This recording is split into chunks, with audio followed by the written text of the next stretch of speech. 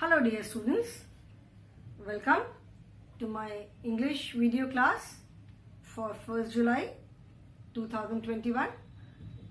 I'm sure children, you all are doing well, you all are keeping in good health and you all are hale and hearty in your homes. Do take care, stay safe, stay home, okay children, and stay happy. In English, we have started lesson number 3 in our main course book, and the name of the lesson is Little Red Hen. Now you all know the story that this lesson is about a little red hen who was very hardworking. How can we say that she was very hardworking? ये हम कैसे कह सकते हैं कि वो बहुत मेहनती थी? Because she did, when she found some grains of wheat, she did everything all alone. उसको जब grains of wheat मिले तो उसने सारा काम अपने आप किया बिना किसी की हेल्प के. ओके, सारा काम उसने अपने आप किया, उसने किसी की हेल्प नहीं ली. So it shows that she was very hardworking and all the 3 animals were very lazy. Of course, a lazy word is used only for the dog, but other 2 animals, cat as well as duck, they were also very lazy because they did not contribute in anything. उन्होंने उसकी जरा भी help नहीं किया, थोड़ा भी कोई भी काम नहीं करवाया. ठीक है, तो वो लोग भी इक्वली लेजी थे. Okay, so now we know the lesson. Of course I have given you the spell well words and word meanings, but in case if anyone has missed out, अगर किसी का छूट गया हो तो मैं फिर से स्पेल वेल वर्ड्स और वर्ड मीनिंग्स करा रही हूँ. ठीक है, so in the previous class I did the spell well words. Now today I will be doing the word meanings. ठीक है, वर्ड मीनिंग्स कंप्लीट होने के बाद then we will start with the exercises. Okay, so today also I am going to do the word meanings of this lesson, that is little red Hahn. In case if anyone misses out, किसी का अगर work छूट गया हो तो आप अभी फिर से उस वर्क को कंप्लीट कर सकते हो. But you don't have to repeat the work. ऐसा नहीं है कि एक बार कॉपी में लिख लिया है वर्ड मीनिंग्स तो again you have to write. No, you don't have to write it again, बस एक ही बार लिखना है. ठीक है, so I am going to write the word meanings now. Okay, this is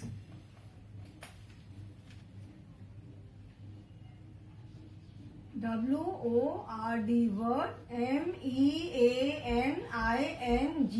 word meanings. Word meaning जिसको हिंदी में शब्द अर्थ कहते हैं. आप हिंदी में शब्द अर्थ भी लिखते होंगे, है ना.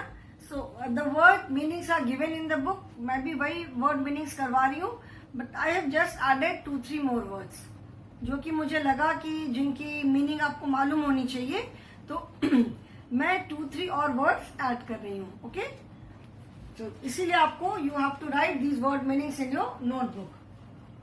Now the first word is NOISY, noisy. Noisy word मैंने बताया था, स्पेल वेल वर्ड्स में मैंने एक्सप्लेन किया था कि noisy word it is a describing word. जैसे नॉइजी डक बोला तो this word noisy it tells something about the duck. ये हमें डक के बारे में थोड़ी सी कुछ एडिशनल इंफॉर्मेशन दे रहा है ये वर्ड कि how was the duck. The duck was very noisy, बहुत शोर मचाने वाली थी. शोर मचाने वाला कौन होता है? जो कि बहुत ज्यादा बातचीत करता हो या जो बहुत हल्ला गुल्ला करता हो. तो ऐसे तो कोई सारे टाइम चिल्लाता नहीं रहेगा. No one will keep on shouting, ऐसे तो सारे टाइम कोई चिल्लाएगा नहीं. तो if the person who talks too much, कोई अगर है जो बहुत ज्यादा बात करता है, तो बहुत ज्यादा जो बात करेगा वो थोड़ा तो शोर करेगा. तो नॉइजी का मतलब है one who talks too much. ठीक है, जैसे नॉइजी स्ट्रीट हम बोलते हैं, वेरी नॉइजी स्ट्रीट मतलब बहुत शोर शराबा, बहुत हल्ला गुल्ला. बाहर के लिए जब हम नॉइजी वर्ड यूज करते हैं, so there is so much of traffic का शोर है, व्हीकल्स की आवाज है, उनका हॉर्न है, लोग आ जा रहे हैं. तो जब बाहर हम ऐसे नॉइजी वर्ड यूज करते हैं तो it includes all these things. ठीक है, बट यहाँ पे जो हम वर्ड मीनिंग कर रहे हैं, we are writing the meanings in context of this lesson only, हम इस लेसन के कॉन्टेक्स्ट में ये वर्ड मीनिंग्स कर रहे हैं, ठीक है। तो इस लेसन में नॉइजी का मीनिंग है बहुत शोर करने वाला, ओके। तो नॉइजी का मतलब है one who talks too much, one who talks too much, okay. Noisy means one who talks too much. Second is buried, B-U-R-R-I-E-D, buried, ठीक है। buried का मतलब है बरी, जैसे मैंने बताया था B-U-R-R-Y, बरी मीन्स दबाना, किसी चीज को जब हम जमीन में दबाते हैं तो दैट इज बरी, बरी करना, ठीक है। सो यहाँ पे buried का मतलब अदरवाइज ऑल्सो, buried मीन्स दबाना, and here the little red hen buried the grains of wheat in the soil, उसने grains of wheat को क्या किया, soil में दबा दिया। so buried means put something under the soil, ठीक है, put under the ground, not exactly soil, जरूरी नहीं है कि हम मिट्टी में कोई दबाएं, जमीन के नीचे भी कोई चीज दबाई जा सकती है। तो put under, U-N-D-E-R, under the ground, okay. Now the third word is R-I-P-E, ripe. Buried word is an action word because it tells us about an action, कि क्या काम हो रहा है, क्या किया, it was buried under the ground. So buried is an action word, जिसको क्या हम वर्ब बोलते हैं, okay. Then third word is ripe, ripe का मतलब है fully grown, when something is ready to be eaten, जैसे फ्रूट्स होते हैं, कोई भी फ्रूट जब होता है तो ऐसी राइप तो प्लांट पे ग्रो नहीं करता है, फर्स्ट इट इज रॉ, उसके बाद राइप होता है। राइप मीन्स जिसको हम हिंदी में कहते हैं पका हुआ, this mangoes are very extremely ripe, बहुत पके हुए आम हैं, ठीक है। तो राइप मीन्स पका हुआ, something which is ready to be eaten. तो ripe word is a describing word because it tells us about something about the mango, कैसे मैंगो है, व्हाट काइंड मैंगो की यहाँ पे हमें क्वालिटी बता रहे हैं, what type of mangoes, ripe mango, पके हुए आम, ठीक है। तो राइप वर्ड यहाँ पे हमें क्या बता रहा है, मैंगो की क्वालिटी, ठीक है। Ripe mangoes, what type of mangoes, ripe mangoes, पके हुए आम। So ripe means fully grown, F-U-L-L-Y, fully, G-R-O-W-N, fully grown, that is R-E-A-D-Y, ready to eat, ठीक है। कोई चीज पूरी तरह पकी हुई जो कि खाने के लिए एकदम रेडी हो, ठीक। Then fourth word is S-L-E-E-P-Y, sleepy. Sleepy का मतलब क्या है, sleepy means someone who always wants to sleep, ठीक है, जिसको हमेशा सोने का मन करता हो, ठीक है, ready to go to sleep. So इस लेसन के कॉन्टेक्स्ट में sleepy word it is a describing word because it says sleepy cat, ठीक है, sleepy cat because the cat was very sleepy, मतलब हमेशा उसको सोने का मन करता था। तो sleepy is a describing word in this lesson, ठीक है। sleep word, sleep otherwise sleep word is an action word, sleep एक काम है, सोना, sleep is an action, तो sleepy यहाँ पे sleepy word is a describing word। तो sleepy means ready to go to sleep, R-E-A-D-Y, ready to go to sleep, okay. Then fifth word is grains, G-R-A-I-N-S, grains। Grains को हिंदी में दाने कहते हैं, ठीक है, जैसे गेहूं के दाने, चावल के दाने, मटर के दाने, ठीक है। तो ग्रेन्स का मतलब है दाने। Grains is a naming word because it is name of something, किसी चीज का जो नाम होता है उसको हम क्या बोलते हैं, they are naming words. So grain is the name of something, so grains मतलब किसी चीज के दाने। Grain is seeds, seeds of WHEAT, wheat, rice, etc.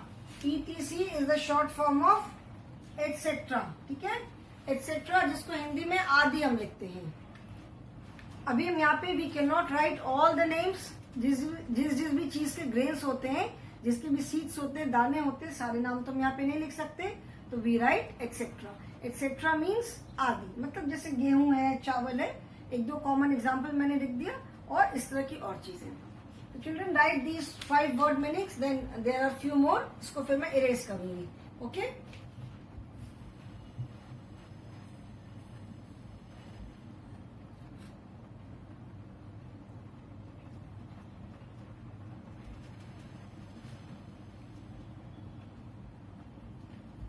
ठीक है.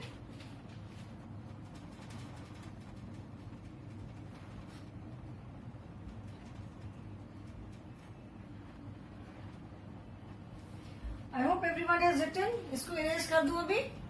सबने लिख लिया होगा. 4 more words are there. I'm sure you all have written, so I'm going to erase these words now.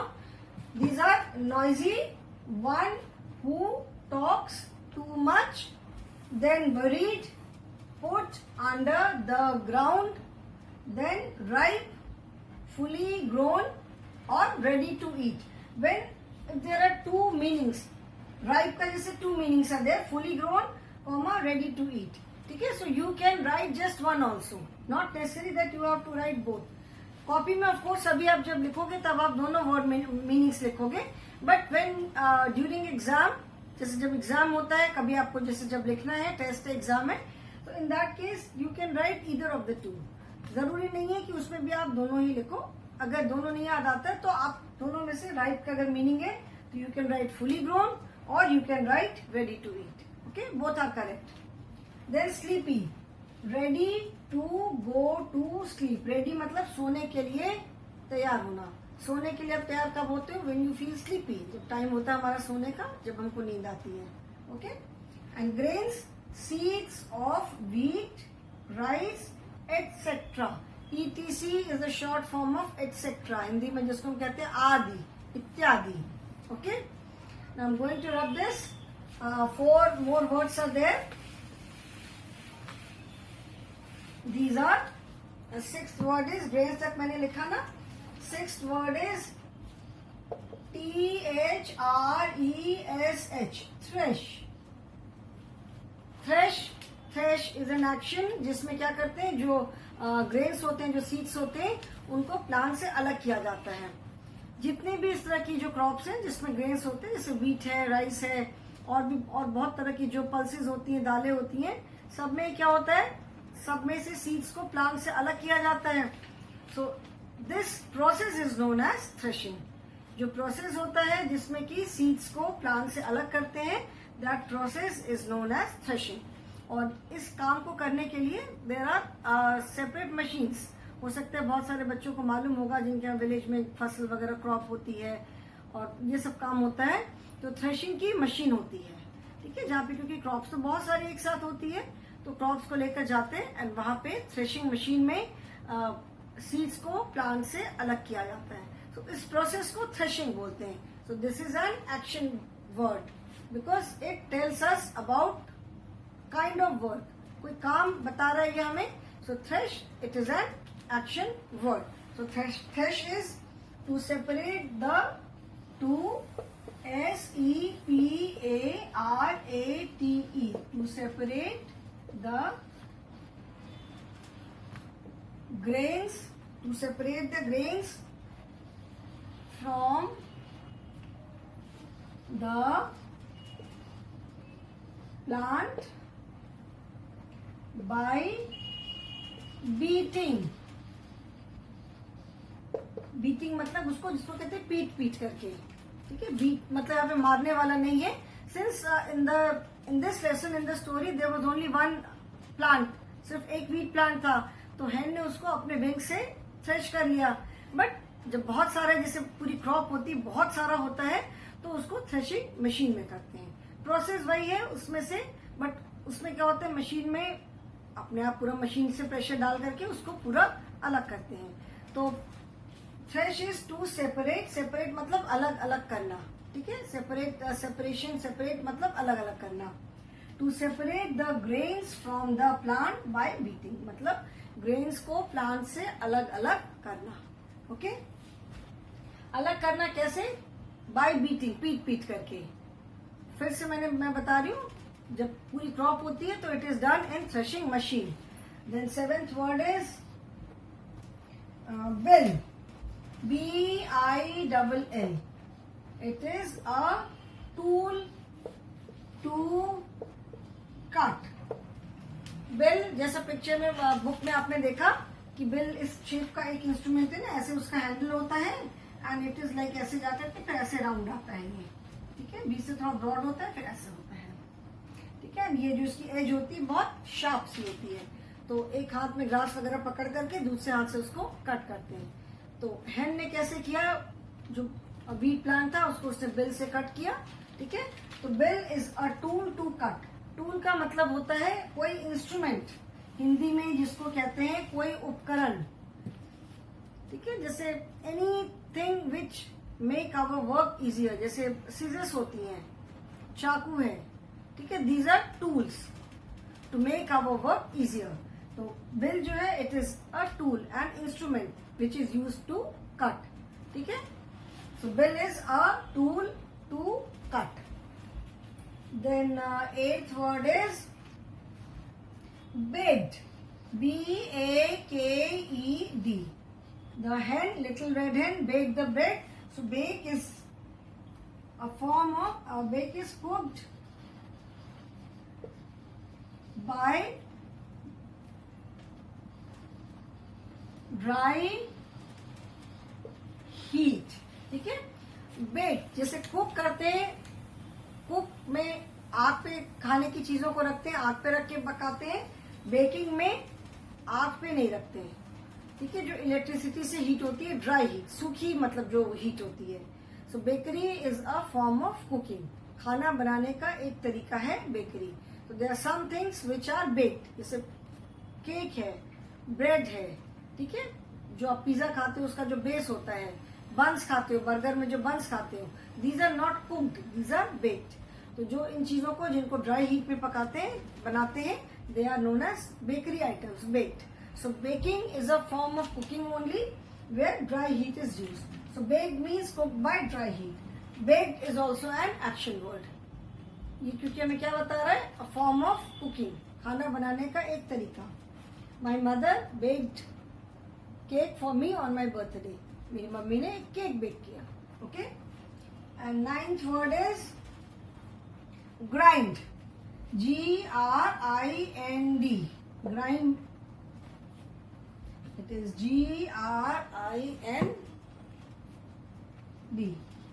Grind means reduce something, reduce something to fine powder by crushing it। किसी चीज को grind का मतलब होता है किसी चीज को क्रश कर करके, मतलब एकदम पीट पीट करके बिल्कुल फाइन पाउडर में बना देना, ठीक है। तो दैट इज ग्राइंड। ग्राइंड मतलब पीसना। जैसे मम्मी खाना बनाती है तो मसाला ग्राइंड करती है, जैसे प्याज, कई बार onion, ginger, garlic, green chilli, tomato, खाना बनाने में कुछ मसाला यूज करना है तो मम्मी सबको क्या करती है, मम्मी सबको एक साथ मिक्सी में ग्राइंड कर देती है।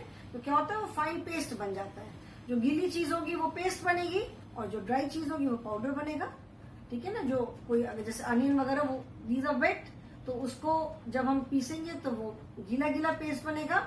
And if we grind something dry, जो ड्राई स्पाइसेस होते हैं तो वो ड्राई पाउडर होता है। तो ग्राइंड करना मतलब बिल्कुल उसको पीस देना। So grind is also an action word because it tells us about a kind of action, ठीक है।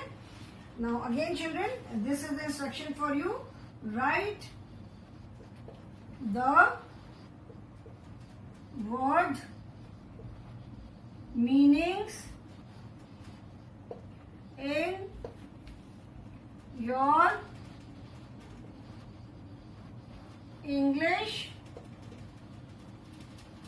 Notebook. Write the word meanings in your English notebook.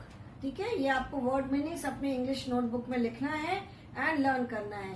Again I am repeating, if you have already written do not write it again. ठीक है, 2 बार नहीं लिखना है कि एक बार लिख लिया आज दोबारा किया तो फिर से लिखा. ठीक है, ये मैंने इसलिए किया कि मे बी कुछ बच्चों का अगर छूट गया हो वर्क, इसलिए मैंने किया इसको. So write these in your English notebook, but if you have already written do not write it again. Okay, now write these, then I will rub it and then I will start with the exercises. Okay, इसको आप लिखो.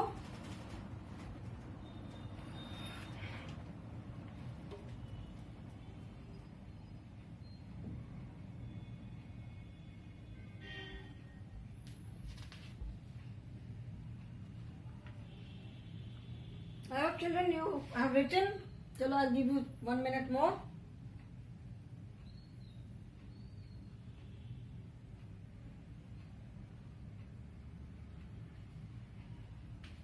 लिख लिया सबने? Everyone has written? चलो okay, भी लिख लिया सबने. So I am going to erase this. इसको अब मैं इरेज करने जा रही हूं and we will start with the exercises today. Okay,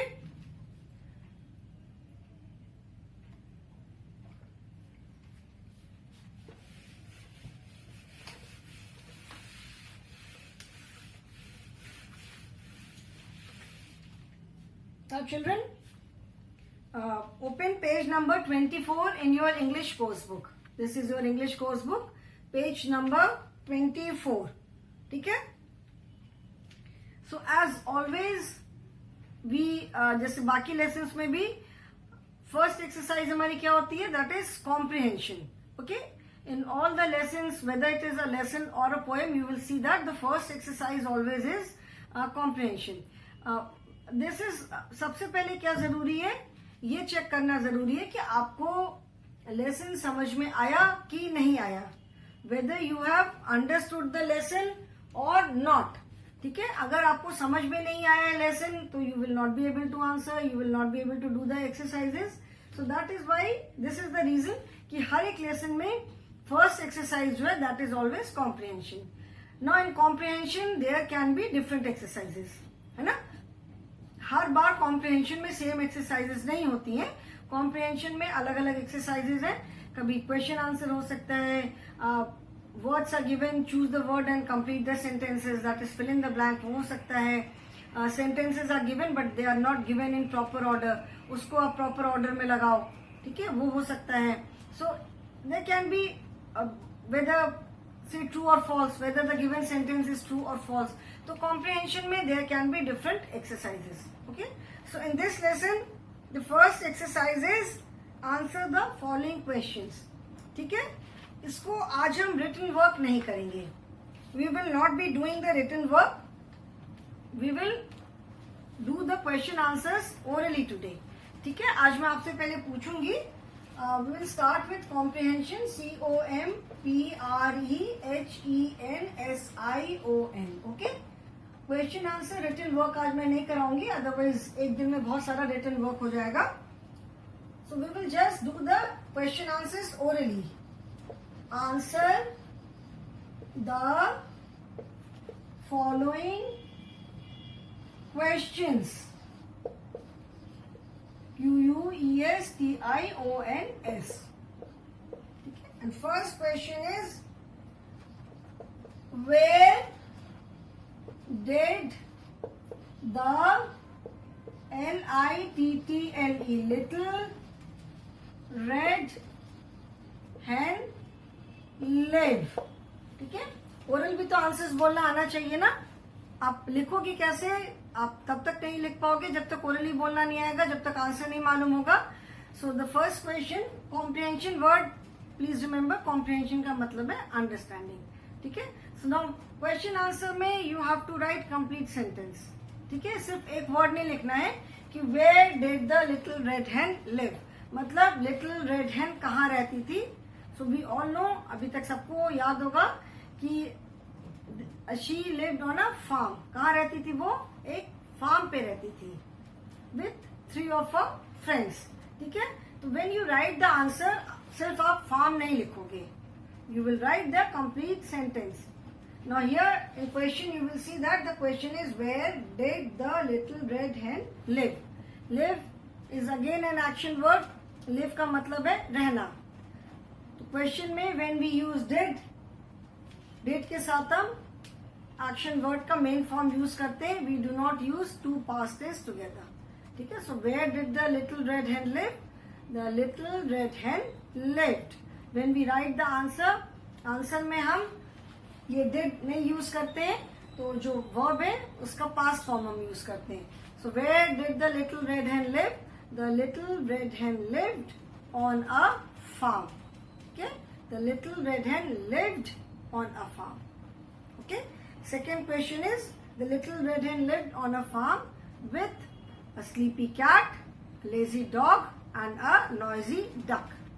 वैसे ये हम नहीं भी लिखेंगे तो भी जरूरी नहीं है इसको लिखना, because the question says where did the little red hen live. तो the little red hen lived on a farm. What did the little red hen find? Little red hen को एक दिन क्या मिला? Again, what did the little red hen find? ठीक है, उसको एक दिन क्या मिला? Again did and find. Did के साथ हमने फाइंड यूज किया. So what did the little red hen find? The little red hen found some grains of wheat. Okay? The little red hen found some grains of wheat. Grains of wheat मिले थे ना? The little red hen found some grains of wheat. Then third is, who planted, cut and threshed? Who planted? Plant मैंने बताया था कि plant word जो है it is a naming word as well as an action word. Plant, जब हम पौधे के लिए प्लांट वर्ड यूज करते हैं then it is a naming word plant. And यहाँ पे plant word is use for doing an action. किसने लगाया? ठीक है, तो planted is in past tense. Planted, cut and threshed. ये भी मैंने बताया था इफ यू रिमेम्बर कि देयर आर सम वर्ड्स, कुछ वर्ड्स ऐसे हैं कि जो कि प्रेजेंट फॉर्म, पास्ट फॉर्म दोनों में सेम यूज होते हैं. जैसे plant, planted, thresh, threshed. But cut को हम कट बोलते हैं, कटेड नहीं बोलते पास्ट टेंस में. या जैसे पुट है, पुट मतलब रखना, तो put is use as put only in past tense. So cut is use as cut only in past tense. Who planted, cut and threshed. किसने किया ये सारा काम? All these work was done by the little red hen only. So who planted, cut and threshed? The little red hen planted, cut and threshed. Little red hen ने ये सारा काम किया था. Why did the, question number 4 is, why did the little red hen take wheat to the mill? मतलब little red hen जो है वो wheat को मिल में क्यों लेकर के गई थी? Why did she take it? क्यों लेकर के गई थी? ऑब्वियसली वीट को ऐसे तो नहीं खा सकते थे, वीट को ग्राइंड कराना जरूरी था. ठीक है ना, वीट को ग्राइंड करा करके उसका फ्लावर बना करके उसका जो आटा या मैदा जो भी था फ्लोर बना करके उसको खाना था. तो लिटिल रेड हैन क्यों लेकर गई उसको मिल में? The little red hen took wheat to the mill for grinding. Question में आप देखोगे कि अगर डिड है, if did word is there then the main form of word is used. ठीक है, जो एक्शन वर्ड है. If did is not there तब पास्ट फॉर्म यूज किया है. Okay, the little red hen took wheat to the mill for grinding it. And who ate the bread? Bread किसने खाया था? किसने खाया? Obviously when little red hen did all the work, जब उसने सारा काम किया, सब कुछ किया, तो उसी ने खाया सारा. तो who ate the bread? The little red hen ate the bread. यहाँ पे आप देखोगे कि यहाँ पे डिड वर्ड नहीं है. ठीक है, हु एट द ब्रेड. अगर डिड के साथ हम होता तो हम ईट यूज करते, but since did is not there so we have the word ate is use past form. So who ate the bread? The little red hen ate the bread. Okay children, so today I will not proceed any further. आज मैंने question answers written work नहीं कराया because today you have already done word meanings. तो एक दिन में इतना सारा मैं क्वेश्चन रिटन वर्क नहीं कराऊंगी, otherwise you will get tired, है ना. तो फिर बोलो कि मैम कितना सारा काम करा देती है. तो we will write the question answers in the next class. Oral भी बहुत जरूरी है because you must know how to answer. You must know how to answer. कैसे समझना जरूरी है ना कि आंसर कैसे हमें बोलना है. तो जब आप आंसर फ्रेम कर पाओगे then only you will be able to write. Okay, so children, today I will stop here only. Thank you so much and have a good day.